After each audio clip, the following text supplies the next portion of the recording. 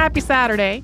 In this week's episode on the Holodomor, we talked about Raphael Lemkin's 1953 speech and article arguing that the Holodomor was one component of a genocide that targeted the people of Ukraine.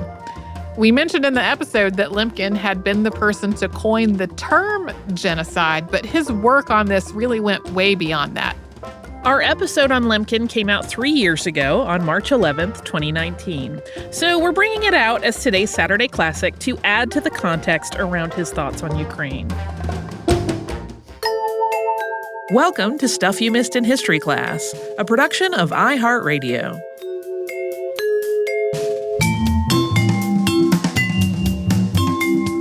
Hello and welcome to the podcast. I'm Tracy V. Wilson.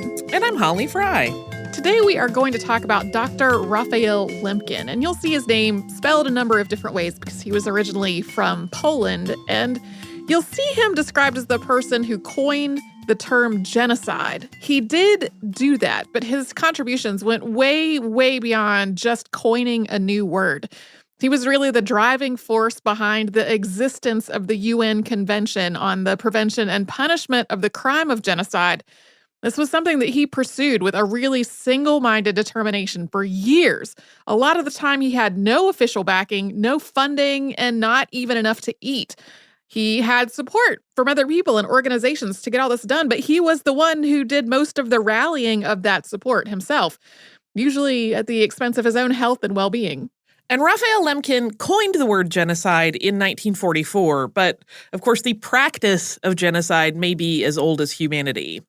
One possible explanation for the extinction of the Neanderthals is that they were deliberately and systematically killed by humans. In terms of what's documented in the historical record, one of the earliest events that could be described as genocide took place in 416 BCE during the Peloponnesian War. Athens lay siege to the island of Milos, which was neutral but more sympathetic towards Sparta. When Milos surrendered, the Athenians killed all of the men and sold the women and children into slavery. Many, many instances of genocide followed after that all over the world. Elements of European colonization of the Americas starting in the 16th century, and Cromwell's conquest of Ireland in the 17th century, the Qing dynasty's extermination of the Dzungar people in the 18th century, and the scramble for Africa in the 19th century have all been described as genocide. The idea that international law should protect minorities and other vulnerable people is also much older than the term genocide. In Europe, that idea goes back at least as far as the Peace of Westphalia in 1648. Among other provisions, the Peace of Westphalia formalized the idea of Europe as a collection of sovereign states and outlined freedoms and protections for religious minorities in those states. In other words, by the time Raphael Lemkin was born on June 24th, 1900, genocide had existed for millennia, and the idea that international law should protect minorities, that idea had existed for centuries. The language that we use to describe it today just didn't exist yet. Lemkin was born on a farm outside of Volkowisk, which was then in Poland. Later that became part of Russia, and it is now in what is Belarus. The farm was about 14 miles or 23 kilometers from town in a relatively remote area. The farm itself was adjacent to a forest and a lake. Lemkin was the middle of three brothers, although his young brother died in 1918 during the flu pandemic. He spent most of his boyhood playing and doing chores on the farm and being taught by his mother, Bella, who was an artist and an intellectual, and he was aware of the concept of oppression from a really early age. It was illegal for Jews to own or live on farms, so in addition to paying the rent on the farm, Raphael's father, Joseph, had to bribe the local police for them to be allowed to stay there. He was also aware that this oppression was not just about laws and money. In 1906, the Russian Imperial Army carried out a pogrom against the Jewish community of Bialystok, about 55 miles or 90 kilometers away. And at least 70 people were killed and as many as 100 injured. This awareness of persecution and of people being harmed by those who might have been charged with helping them continued to grow as Raphael got older. When he was 11, he read the novel Quo Vadis, a narrative in the time of Nero. And one of the themes was Nero's persecution of Christians in ancient Rome. He became really fixated on this whole idea, and he started learning more and more about similarly violent and oppressive events in history and about the people who were the victims of those events. Eventually, the Lemkin family moved into Volkovysk to give Raphael and his brother more educational opportunities. Bella Lemkin was described as brilliant, but she and her husband wanted their children to have a broader education than she could give them on her own. While they were living there, Raphael continued to have firsthand experience with anti-Semitism and oppression, especially after the German army occupied Volkovysk in 1915. From the time he was young, Lemkin demonstrated an incredible aptitude for languages. When he entered the University of Heidelberg and Lvov, he already knew 7 of them. By the end of his life, he would know 12 different languages. He decided to major in philology, which combines literature, history, and linguistics. I am very envious of his language skills. But Me too. In 1921, Lemkin changed his major to law. And to understand why he did that, we actually need to back up for a moment and talk about the Armenian Genocide. Although the consensus among historians is that what happened constitutes genocide, the governments of Turkey and Azerbaijan disagree. They don't necessarily deny that there were massacres, but they maintain that this was simply the unfortunate consequence of brutal and bloody war rather than a planned attempt to exterminate a people. The Armenian Genocide has been on our list for a full episode for a very long time, but it is a huge and complex topic, so we are not sure when exactly that will happen. So this is the very basic version. Armenians are a linguistic and ethnic group who live today primarily in Armenia, but who historically have lived in a much larger region of the Caucasus Mountains, including what's now northeastern Turkey, Azerbaijan, and Georgia. In the early 20th century, all of this was part of the Ottoman Empire. And in 1915, the Ottoman Empire massacred an estimated 1.5 million Armenians. The Armenians were predominantly Christian, and the Ottoman Empire was Muslim. But this was not only about religion. In the late 19th century, Armenians had started developing a national identity. The Ottoman Empire viewed this growing sense of an Armenian nation as a threat. Although several of Europe's great powers saw a need to try to protect the Armenian people, these efforts had the opposite of the intended effect. The Ottoman Empire cracked down on Armenians, carrying out a series of pogroms between 1894 and 1896. And at this point, it wasn't so much about destroying the Armenians as it was about reestablishing the dominance of the Ottoman Empire in the area. Then in 1908, members of the Young Turk movement came to power in the Ottoman Empire and made a short-lived effort to modernize and to offer some protections to its minority populations. But all of that fell away during the Balkan Wars and World War I, especially after the Ottoman Empire joined the war on the side of the Central Powers. In 1915, Russia defeated the Ottoman army at the Battle of Sarıkamış. Afterward, Armenians became a scapegoat, with Ottoman officials blaming the loss on Armenians who had joined the Russian side. And there were Armenians who did side with the Russians, but this whole thing was used as grounds for violent suppression of the Armenians as a whole. In April of 1915, Armenian intellectuals and political leaders were rounded up and later executed. The next months were marked with a systematic deportation effort, concentration camps, death marches, massacres, and sexual violence against women. Many of the people who survived the direct violence later on died of exhaustion or starved to death. These events were known to the international community at the time. On May 24th, 1915, France, Russia, and Great Britain issued a joint declaration, which said in part, quote, "For about a month, the Kurd and Turkish population of Armenia has been massacring Armenians with the connivance and often assistance of Ottoman authorities." And that statement went on to say, quote, "In view of these new crimes of Turkey against humanity and civilization, the Allied governments announced publicly to the Sublime Porte that they will hold personally responsible for these crimes all members of the Ottoman government and those of their agents who are implicated in such massacres." Then after the war was over, the Central Powers signed the Treaty of Sèvres, which included a provision for determining who had been responsible for the massacre of Armenians and then bringing those people to justice. But the new Turkish government that arose after the war rejected that treaty, and its 1923 replacement included no such provision.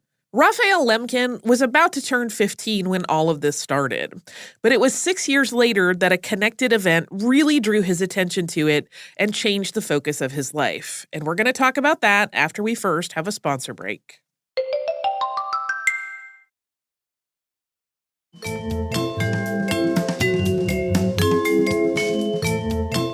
On March 15th, 1921, while Raphael Lemkin was in college, an Armenian named Sohaman Talerian assassinated Mehmed Talat, who was also known as Talat Pasha, the Ottoman Minister of the Interior.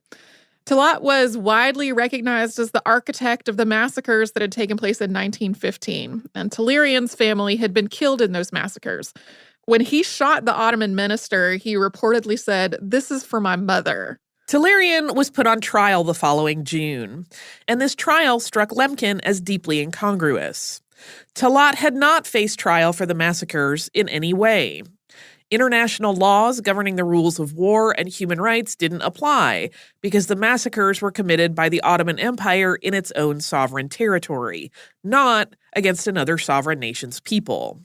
But Talerian, whose crime was on a far smaller scale, was being tried. When discussing this trial in class, Lemkin noted this discrepancy, saying, quote, "It is a crime for Talerian to kill a man, but it is not a crime for his oppressor to kill more than 1 million men." He also noted that the idea of national sovereignty should not give a nation the right to kill its own people with impunity. This incident inspired Lemkin to change his major to law so that he could work toward an international law that would apply to what the Armenians had faced. He graduated with a doctorate in law in 1926. Another similar assassination took place in Paris that same year, and that reinforced Lemkin's commitment to advocate for an international law against genocide. This time, Shalom Schwarzbard assassinated Ukrainian official Semyon Petliura, who was believed to be responsible for a series of pogroms in which Schwarzbard's parents had been killed. Once again, an individual person was being tried for a much smaller crime than the ones committed by the person he had killed, and the person he had killed was not tried for those crimes at all. Both Talerian and Schwarzbard were ultimately acquitted, with their defenses focusing on the mental trauma that they had each been through. After graduating, Lemkin moved to Warsaw and got a position working as a prosecutor. He started writing books about international law, human rights, and genocide, although he wasn't yet using that term. He wrote at a rate of about a book every year. And in 1933, he had the opportunity to make his first real effort at advocating for a law at the international level. He was invited to make a presentation at the League of Nations conference in Madrid. The paper that he wrote leading up to this conference included his definitions for two different but related crimes. One he called barbarity, and this was a crime against people, especially acts of extermination because of ethnic, religious, or social identity. The other crime he called vandalism. Vandalism was a crime against a people's cultural heritage, and it included things like the destruction of monuments and the outlawing of native languages. He wanted to address both the physical presence of a group, that group's very existence, and the group's history and spiritual life. But after he submitted his paper, he got a phone call telling him that he was no longer invited to attend the conference in person. An anti-Semitic newspaper in Poland had written a scathing response to Lemkin's paper, criticizing him for focusing on the protection of Jews and not of the Polish population as a whole. Afterward, the Minister of Justice decided that Lemkin should not attend the conference. And although his paper was discussed without his personally being there, it didn't lead to any meaningful action. In the face of all this criticism, Lemkin also had to resign as a prosecutor, and he went into private law practice instead. A few years later, on August 22nd, 1939, Adolf Hitler gave a speech to his chief commanders at his home in Obersalzberg. It said, in part, quote, "Our strength lies in our quickness and in our brutality. Genghis Khan has sent millions of women and children into death knowingly and with a light heart. History sees in him only the great founder of states. As to what weak Western European civilization asserts about me, that is of no account. I have given the command, and I shall shoot everyone who utters one word of criticism, for the goal to be obtained in the war is not that of reaching certain lines, but of physically demolishing the opponent. And so for the present, only in the East, I have put my death head formations in place with the command relentlessly and without compassion to send into death many women and children of Polish origin and language. Only thus can we gain the living space that we need.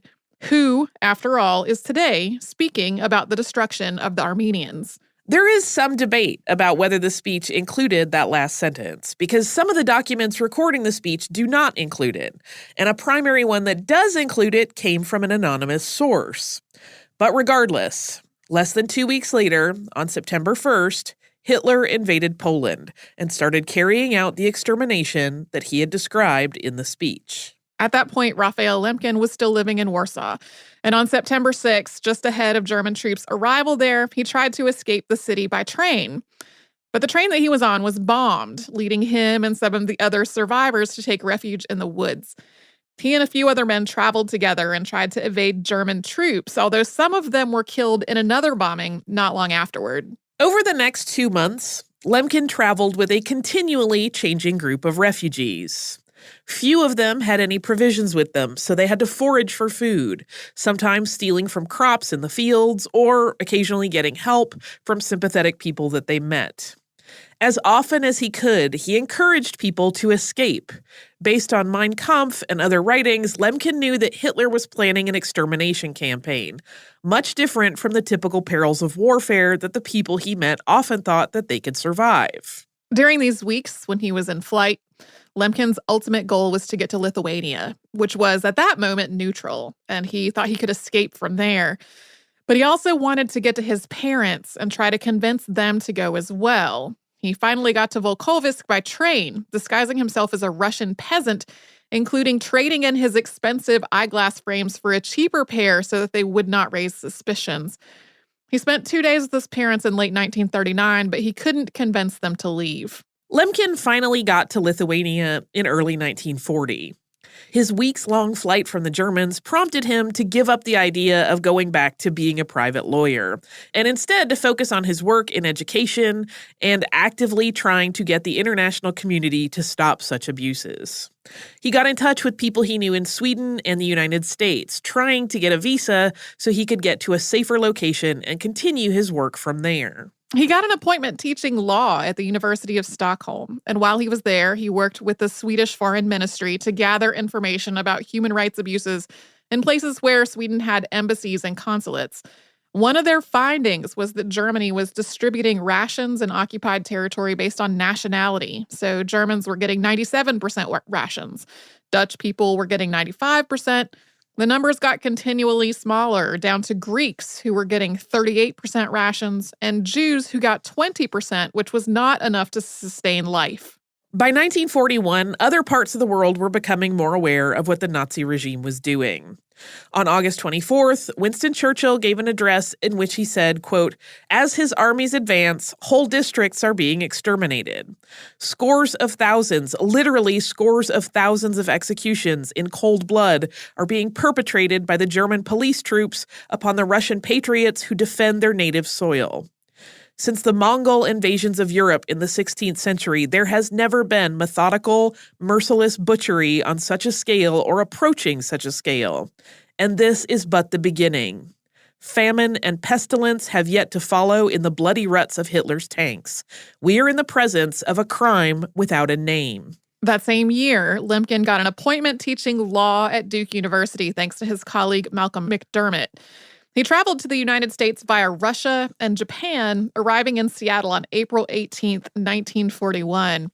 When he got to Durham, North Carolina, he was asked to give an address on his very first evening there, and part of his topic was Hitler's plan of exterminating entire peoples in the territory that Germany was occupying.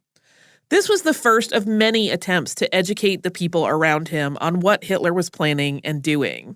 In 1942, Lemkin was appointed chief consultant to the Board of Economic Warfare in Washington, D.C., and his first task there was to educate his colleagues about Hitler's planned exterminations. He also wrote to President Franklin D. Roosevelt in a call for action. As he threw himself into this work, Lemkin's health started to suffer. High blood pressure ran in his family, but stress and exhaustion were really making it worse. And as we alluded to at the top of the episode, Lemkin finally coined the term genocide in 1944. And we're going to talk about that after we have a little sponsor break.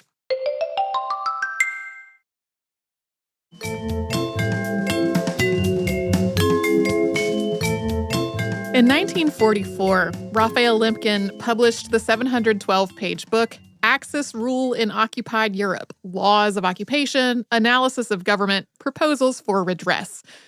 This book documented conditions in Europe and finally named the crime that Roosevelt had referenced in that 1941 address we read from earlier. Lemkin wrote, quote, "By genocide, we mean the destruction of a nation or of an ethnic group. This new word, coined by the author to denote an old practice in its modern development, is made from the ancient Greek word genos, race, tribe, and the Latin side, killing." He went on to explain, quote, "Generally speaking, genocide does not necessarily mean the immediate destruction of a nation, except when accomplished by mass killings of all members of a nation. It is intended rather to signify a coordinated plan of different actions aiming at the destruction of essential foundations of the life of national groups, with the aim of annihilating the groups themselves. Genocide is directed against the national group as an entity, and the actions involved are directed against individuals, not in their individual capacity, but as members of the national group." He also explained how genocide happens this way, quote, "Genocide has two phases. One, destruction of the national pattern of the oppressed group. The other, the imposition of the national pattern of the oppressor. This imposition, in turn, may be made upon the oppressed population, which is allowed to remain, or upon the territory alone after removal of the population and the colonization of the area by the oppressor's own nationals." By this point, Lemkin had started working as an advisor to U.S. Supreme Court Justice Robert Jackson. After World War II, Jackson was the U.S. chief prosecutor at the Nuremberg trials, and Lemkin advised him in that role as well. Genocide was included in the indictments at Nuremberg, but to Lemkin's disappointment, not in the final judgment. The judgment itself also pertained to only actions that happened during wartime, not to atrocities that Germany had carried out before the war officially began. On top of that disappointment, while he was in Nuremberg for the trials, Lemkin learned that nearly his entire family had been killed by Nazis, including his parents. At least 49 of his relatives were killed, with only his brother and his brother's family surviving. Not long after the end of the Nuremberg trials, Lemkin started planning to introduce a resolution on genocide at the United Nations. He went to the UN to, quote, "enter into an international treaty which would formulate genocide as an international crime, providing for its prevention and punishment in time of peace and war." And this required multiple steps. So first, he needed to convince multiple nations to support a resolution calling for the United Nations to draft a convention on genocide. He did this in 1946, drafting the resolution and personally meeting with delegates to encourage them to sign. Obviously, through this entire process, his amazing fluency with languages was extremely helpful. Panama, Cuba, and India agreed to sponsor this resolution, which the General Assembly adopted on December 11th, 1946. It read in part, quote, "Genocide is the denial of the right of existence to entire human groups, as homicide is the denial of the right to live of individual human beings. Such denial of the right to existence shocks the conscience of mankind, results in great losses to humanity in the form of cultural and other contributions represented by those groups, and is contrary to moral law and the spirit and aims of the United Nations." The resolution went on to affirm that genocide is a crime which the civilized world condemns, and invite the member states to enact legislation to prevent and punish genocide. It recommended international cooperation and requested the Economic and Social Council to do the necessary research to draw up a convention for the next General Assembly. A UN resolution isn't binding, so the next step was to draft a convention, which is a formal agreement among UN member states. In other words, it's a treaty. The UN Secretary General appointed Lemkin to draft this convention. Lemkin had gotten a job teaching at Yale, and he took a leave of absence to do it. Henri Donadieu de Vabre of France, the former judge at the International Military Tribunal, and Vespasian V. Pella of Romania, president of the International Association of Penal Law, were part of the drafting process as well. The process of drafting this convention was a long series of back and forth and compromises, sometimes because of disagreements among these three men, and sometimes because of lobbying by the nations that would ultimately need to ratify it. The treaty was not retroactive, but a number of UN member states had ongoing issues that might be described as genocide.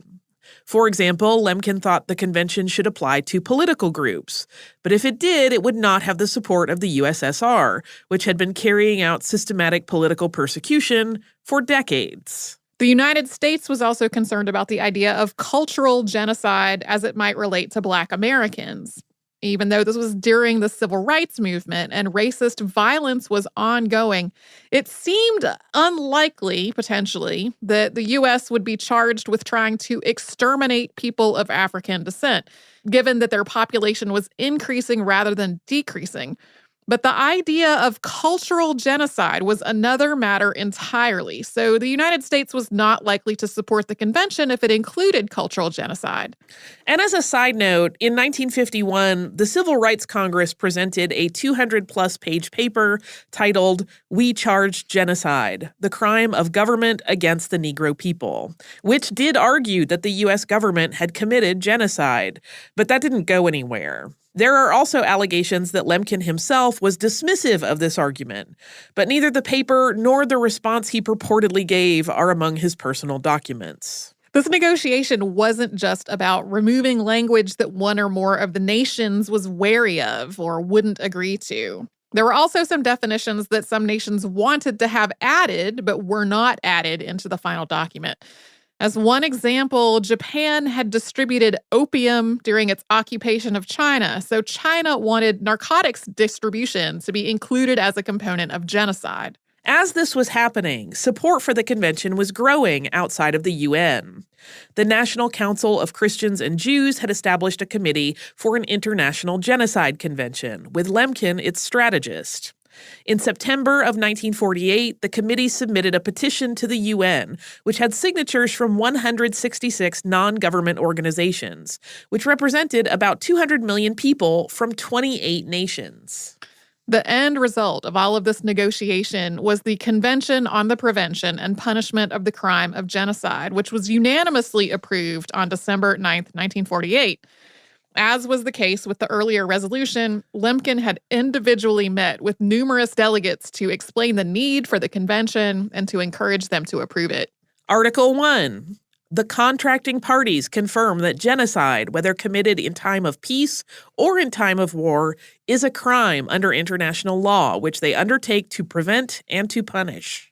Article 2. In the present convention, genocide means any of the following acts committed with intent to destroy in whole or in part a national, ethnical, racial, or religious group as such. A. Killing members of the group. B. Causing serious bodily or mental harm to members of the group. C. Deliberately inflicting on the group conditions of life calculated to bring about its physical destruction in whole or in part. D. Imposing measures intended to prevent births within the group. E. Forcibly transferring children of the group to another group. Article 3. The following acts shall be punishable. A. Genocide. B. Conspiracy to commit genocide. C. Direct and public incitement to commit genocide. D. Attempt to commit genocide. And E. Complicity in genocide. Article 4, persons committing genocide or any of the other acts enumerated in Article 3 shall be punished, whether they are constitutionally responsible rulers, public officials, or private individuals. From there, the convention goes on to call on nations to enact their own legislation related to genocide. It calls for persons charged with genocide to be tried in the territory where the act took place or by an international tribunal. Later articles include a number of definitions and procedures.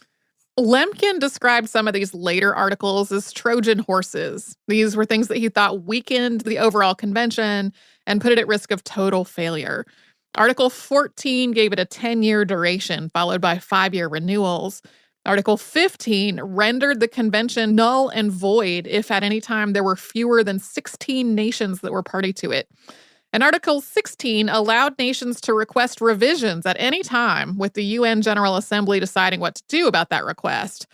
Lemkin later said that he really regretted allowing these to be included in the final document, but that he also was not sure that the convention could have made it through another fight about them. 2 days after the unanimous vote on the convention, 22 nations signed it, signaling their intent for each of their governments to ratify the treaty.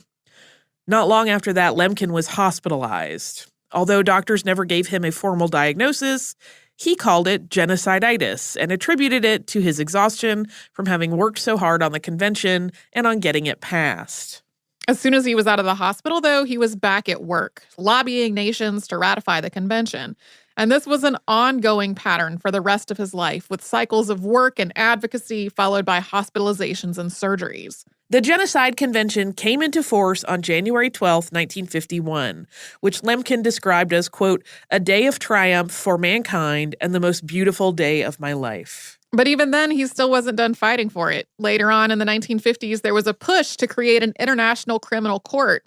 And part of this discussion involved abolishing the Genocide Convention and folding the prosecution of genocide up under the court.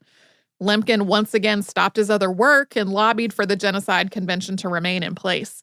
The Cold War ultimately derailed this whole plan, and the International Criminal Court was established much later. For much of the time working on the Genocide Convention, Lemkin had been acting as a private citizen. Once the treaty was drafted, he had no official backing, and he had no funding. He frequently went hungry, and that continued later in his life after the convention had come into effect. He continued to teach and to write books, including an autobiography.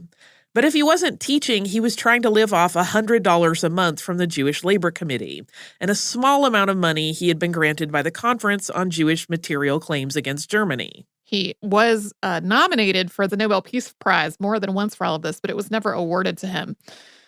On August 28, 1959, Lemkin died of a heart attack. He collapsed at a bus stop. He was either on the way to or from a publisher's office to talk about the autobiography that he had been writing. The American Jewish Committee paid for his burial, and only 7 people attended his graveside service. He had spent the last years of his life living in the U.S., but he didn't live long enough to see the U.S. ratify the Genocide Convention. Although the U.S. was one of the first 22 signatories, the ratification didn't happen until November 25th, 1988. And another thing that Lemkin did not live to see is that in the years after this convention came into effect, it really hasn't had the impact that he hoped that it would. He very clearly, sincerely believed that an international law was the only way to both prevent genocide and punish the people responsible for it. But I don't know if you've listened to our podcast a lot, you have heard us talk about a lot of things that have happened in the years since then that fit under various definitions that we read from the treaty earlier. In 2018, in recognition of the 70th anniversary of the Genocide Convention, UN Secretary General Antonio Guterres said, quote, since Nuremberg, we have failed to prevent genocide in Cambodia, Rwanda, and Srebrenica in the former Yugoslavia. But in the past 2 decades, we have at least started to hold perpetrators to account. The International Criminal Tribunal for the former Yugoslavia, the International Criminal Tribunal for Rwanda, and the extraordinary chambers in the courts of Cambodia have all convicted perpetrators for the crime of genocide. The work of these courts reflects a welcome resolve to punish genocide. He went on to note that as of January 2018, there were still 45 UN member states that had not yet become a party to the Genocide Convention, and urged them to do so. To end on a more hopeful note, like I said earlier, Raphael Lemkin was just unshakably certain during his lifetime that an international law was what was needed to address this crime. And so to end with a quote from the introduction to his autobiography, which is called Totally Unofficial, quote, I feel grateful to Providence for having chosen me as a messenger boy for this life-saving idea.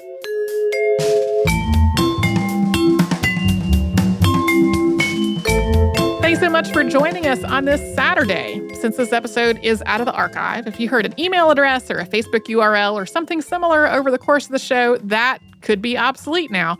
Our current email address is historypodcast@iheartradio.com. Our old How Stuff Works email address no longer works. You can find us all over social media at Missed in History. And you can subscribe to our show on Apple Podcasts, Google Podcasts, the iHeartRadio app, and wherever else you listen to podcasts. Stuff You Missed in History Class is a production of iHeartRadio. For more podcasts from iHeartRadio, visit the iHeartRadio app, Apple Podcasts, or wherever you listen to your favorite shows.